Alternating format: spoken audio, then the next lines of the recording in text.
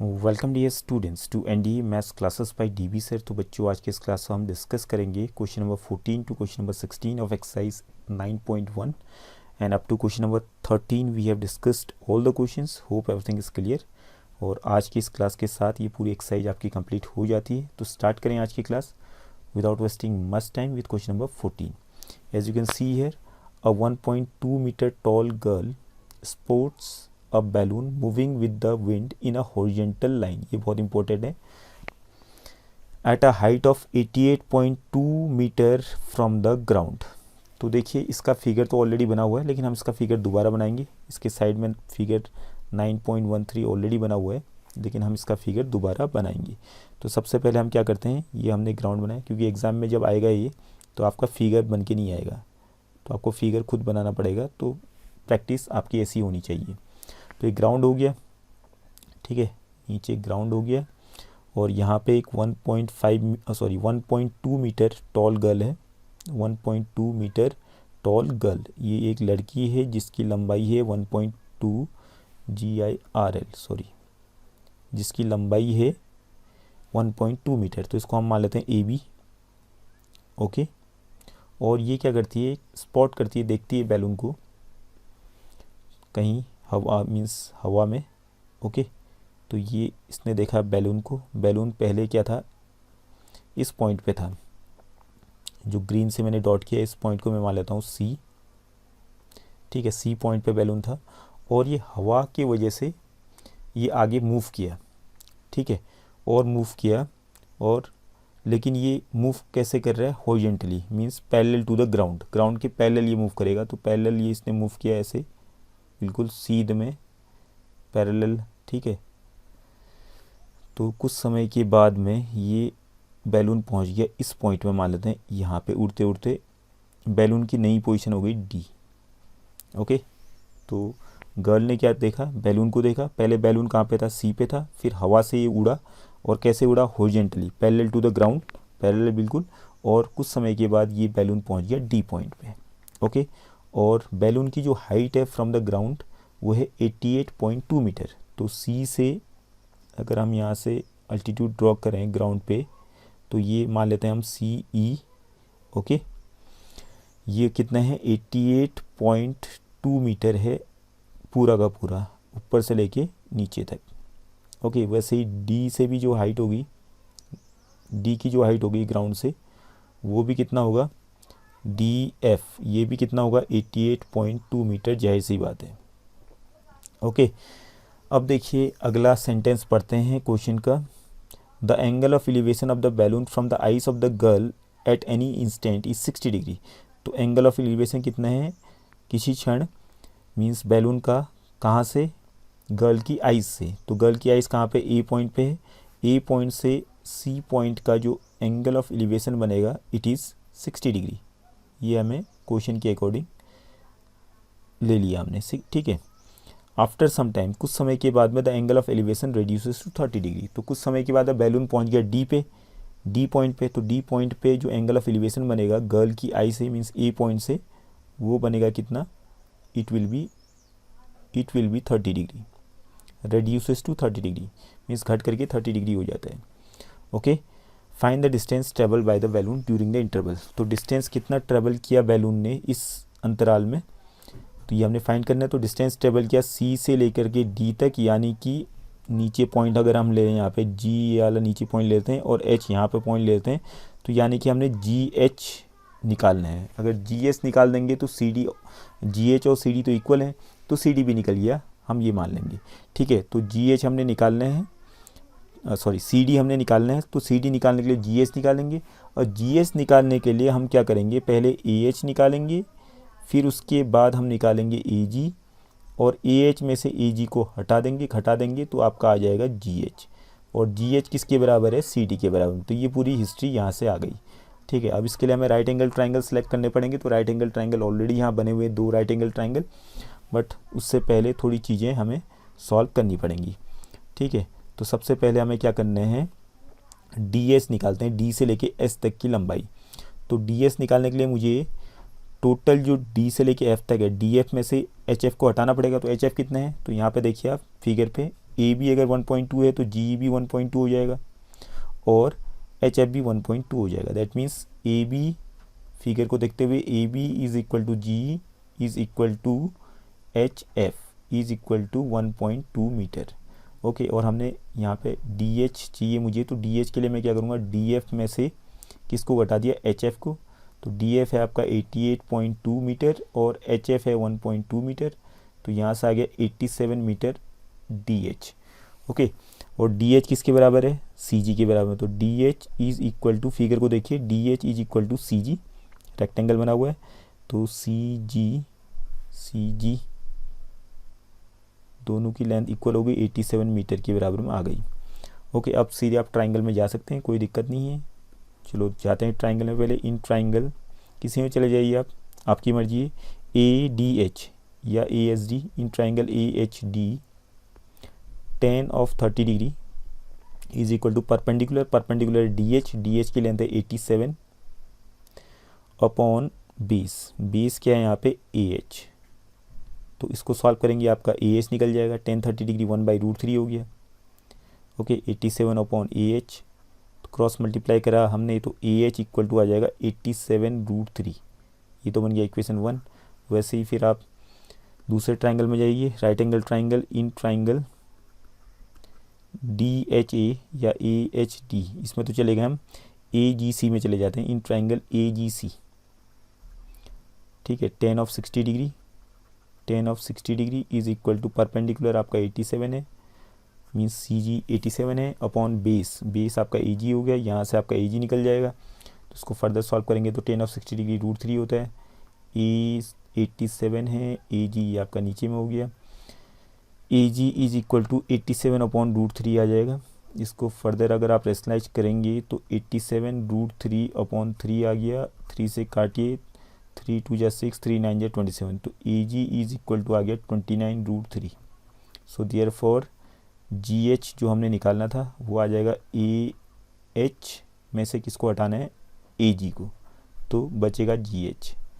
तो A H कितना था 29√3 माइनस ए जी कितना था, ए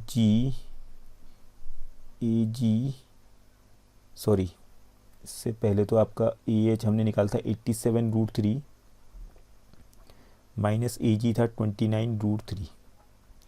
ओके, तो घटाइए फिर इसमें से, 9 2 या 18, ये आपका 8 बचा, 7 में से 2 गया 5, 58√3 मीटर। ये आ गया आपका जी एच, यानी कि जी एच और सी डी इक्वल थे, जो कि मैंने कहा था आपसे स्टार्टिंग में। तो सी डी आपका, सी डी भी कितना हो जाएगा 58√3, तो distance travel by the balloon will be 58√3। Okay, now come to the next question.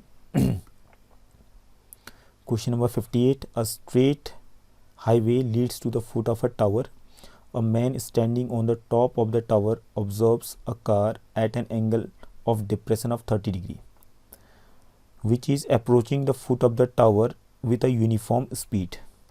6 seconds later, the angle of depression of the car is found to be 60 degree. Find the time taken by the car to reach the foot of the tower from this point. तो यहाँ से आपका सबसे पहले तो tower है, figure के according ये टावर हो गया, नीचे ग्राउंड हो गया। ओके, टावर को हम मान लेते हैं ए बी। ओके, और टावर की हाइट हमें गिवन है नहीं, और ए पॉइंट पे एक आदमी खड़ा है, मीन्स आदमी यहाँ से ऑब्जर्व कर रहा है क्या, एक कार को ऑब्जर्व कर रहा है, उसका एंगल ऑफ डिप्रेशन जो बन रहा है वो यहाँ पे गिवन है। तो a man standing at the top of the tower observes a car eight an angle of depression of 30 degree. तो यहाँ पे मान लेते हैं, यहाँ पे एक कार है सी पॉइंट पे, यहाँ पे एंगल ऑफ डिप्रेशन इसने ऑब्जर्व कितना किया, सी पॉइंट पे टॉप में बैठ करके, कितना डिग्री का, 30 डिग्री का। ओके, ये 30 डिग्री का एंगल ऑफ डिप्रेशन बना। तो जाहिर सी बात, अगर ये 30 है तो नीचे भी आपका एंगल ऑफ एलिवेशन भी 30 डिग्री हो जाएगा, अल्टरनेट इंटीरियर एंगल वाली प्रॉपर्टी से। ओके, कुछ समय के बाद में कार क्या करी, which is approaching the foot of the tower, means car foot of the tower की तरफ मूव करी, अप्रोच कर रही है, ठीक है, with a uniform speed. 6 second later the angle of depression of the car is found to be 60 degree. तो यहाँ पहुँच गया डी पॉइंट पे 6 सेकेंड, आफ्टर 6 सेकेंड्स। ठीक है, 6 सेकेंड बाद सी से डी पे पहुँच गई कार, सी पॉइंट से डी पॉइंट पे पहुँची, और यहाँ पे जो एंगल ऑफ डिप्रेशन बना वो बना 60 डिग्री का, वो बना टोटल 60 डिग्री का। अगर ये 60 डिग्री है तो नीचे में ये वाला एंगल भी 60 डिग्री जो होगा बाय अल्टरनेट इंटीरियर एंगल वाली प्रॉपर्टी से। Okay, find the time taken by the car to reach the foot of the tower from this point. मतलब डी पॉइंट से, अब डी पॉइंट में ये पहुंच गया तो डी पॉइंट से बी पॉइंट में पहुंचने पे इसको कितना टाइम लगा ये हमने फाइंड करना है। ठीक है, तो ये निकालने के लिए नॉर्मली हम यहाँ पे दोनों राइट एंगल ट्रायंगल यहाँ बने हुए हैं, इनमें जाएंगे और कुछ ना कुछ तो यहाँ से निकल के आएगा ही। ठीक है, तो यहाँ पे 10 लगा देते हैं पहले तो हम।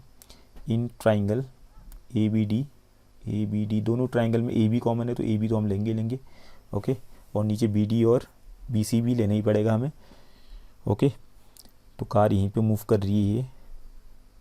In triangle A B D tan of 60 degree is equal to perpendicular आपका ए बी हो गया और बेस हो गया बी डी।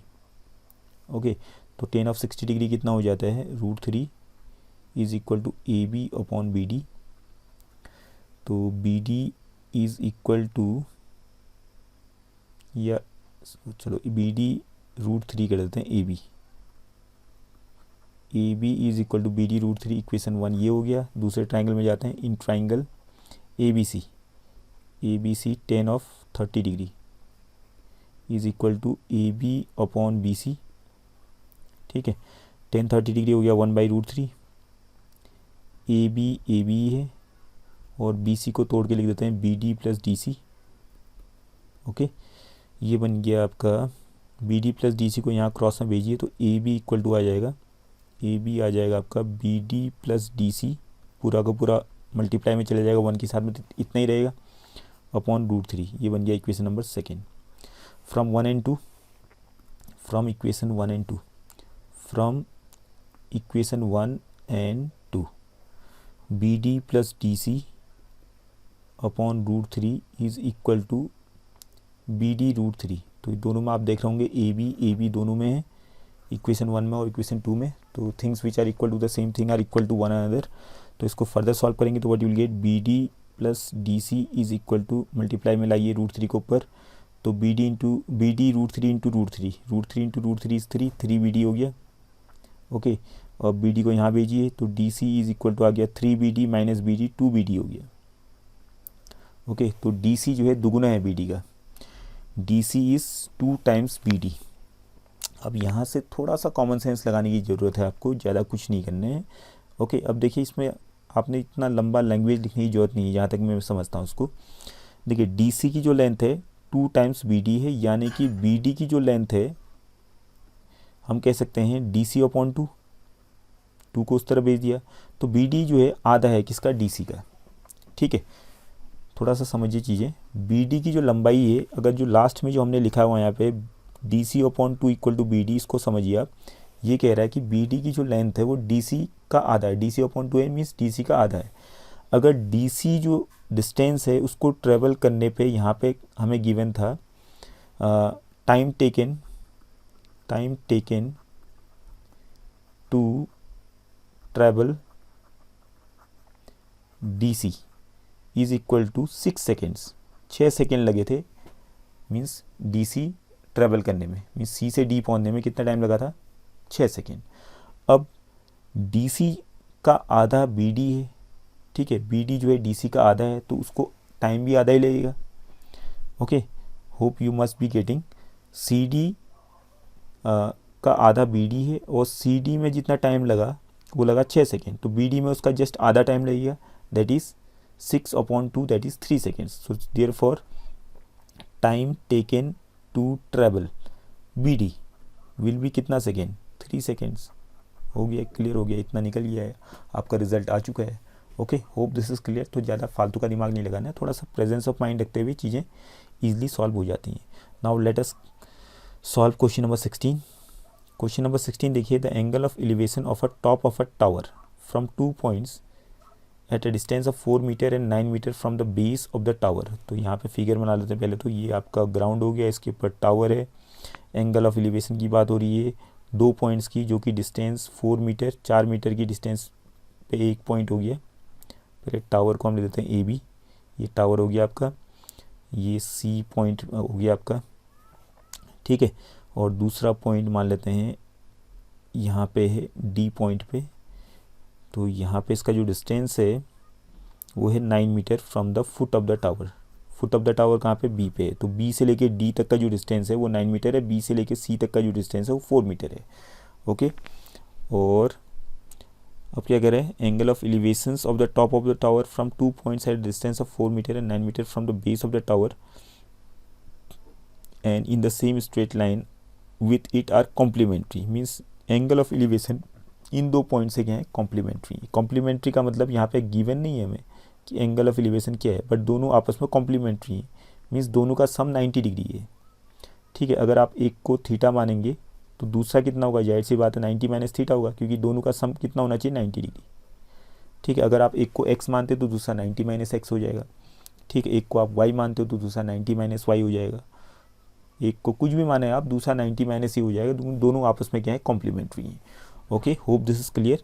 तो हमने क्या प्रूव करना है, prove that the height of the tower is 6 metre. तो ए बी की जो लेंथ है, हाइट ऑफ द टावर माने ए बी की लेंथ 6 मीटर हमने प्रूव करनी है। तो इसके लिए फिर हम राइट एंगल ट्राइंगल में गए, in triangle A B C triangle में गए, फिर से 10 लगा दिया, 10 थीटा, एंगल यहाँ पे थीटा है। तो 10 theta is equal to perpendicular A B हो गया और बेस हो गया बी सी, ओके। तो 10 theta equal to A B upon B C, और बी सी की लेंथ हमें मालूम है तो रख देंगे यहाँ पे 10 theta is equal to A B upon 4। ये बन गया इक्वेशन फर्स्ट। वैसे ही दूसरे ट्राइंगल में चल जाते हैं, in triangle A B D, दूसरे ट्राइंगल में गए, 10 ऑफ 90 माइनस थीटा, एंगल यहाँ पे 90 माइनस थीटा है, okay, is equal to A B upon B D की लेंथ है 9, ओके। 10 90 माइनस थीटा कितना होता है, कॉट थीटा। हालांकि ये क्वेश्चन आपका पूछा नहीं जाएगा क्योंकि ये टॉपिक आपका हट चुका है फॉर द सेशन 2020-21। तो बोर्ड एग्जाम 21 में इस तरह का क्वेश्चन नहीं आएगा कॉम्प्लीमेंट्री एंगल से रिलेटेड, बिकॉज ये टॉपिक भी हटा दिया गया था कॉम्प्लीमेंट्री एंगल वाला। तो हम यहाँ पे खाली समझाने के लिए मैं बता रहा हूँ, 10 90 माइनस थीटा हो गया आपका cot theta, is equal to A B upon 9, ये बन गया इक्वेशन 2। अब यहाँ पे मुझे ए बी की वैल्यू निकालनी है। अब इक्वेशन 1 और 2 से जब ये आपका थीटा तो मालूम नहीं है, तो इनको हमें हटाना पड़ेगा, 10 थीटा और कॉट थीटा को, तभी जाके ए बी निकलेगा, नहीं तो वेरिएबल ज़्यादा हो जाएंगे। अभी वेरिएबल हटाने के लिए हम क्या करेंगे, 10 और कॉट एक दूसरे के रेसिप्रोकल होते हैं, तो रेसिप्रोकल होंगे तो मल्टीप्लाई करने पे कट जाएंगे। तो हम क्या करेंगे, इक्वेशन 1 को मल्टीप्लाई कर देंगे इक्वेशन 2 के साथ में। तो इक्वेशन 1 क्या था, 10 थीटा इंटू कॉट थीटा, और इक्वेशन 1 में ए बी अपॉन 4 इंटू ए बी अपॉन 9, ठीक है। तो 10 थीटा इंटू कॉट थीटा, तो 10 थीटा इंटू कॉट थीटा होता है आपका 1 अपॉन 10 थीटा, रेसिप्रोकल होता है तो ये कट जाएंगे। तो यहाँ पे बचा ए बी स्क्वायर अपॉन 4 9 जा 36, तो यहाँ बचिए 1 is equal to A B square upon 36 को उस तरफ भेजिए तो 36 equal to A B square हो गया, स्क्वायर को उस तरफ भेजेंगे तो स्क्वायर रूट बन जाएगा। तो यहाँ केवल पॉजिटिव साइन लेंगे क्योंकि आपकी हाइट है, हाइट हमेशा पॉजिटिव होती है, तो नेगेटिव साइन को हम कंसिडर नहीं करेंगे। रूट 36 कितना हो जाएगा, 6, दैट इज ए बी। तो ए बी की जो लेंथ हो गई वो कितनी आ गई, 6 metre, hence it is proofed, okay. Hope this is clear. बाकी तो आप जितना प्रैक्टिस करोगे उतना सीखोगे, ज़्यादा से ज़्यादा एक्स्ट्रा क्वेश्चन सॉल्व कीजिए, ओके। एंड ज़्यादा मेहनत करेंगे तो ज़्यादा चीज़ें आपको समझ में आएंगी। और आज की क्लास में इतने, इसके साथ ही आपका ये पूरा एक्सरसाइज कंप्लीट हो चुका है, चैप्टर भी कंप्लीट हो चुका है। In the next class will start with the new chapter. Thank you for today's class.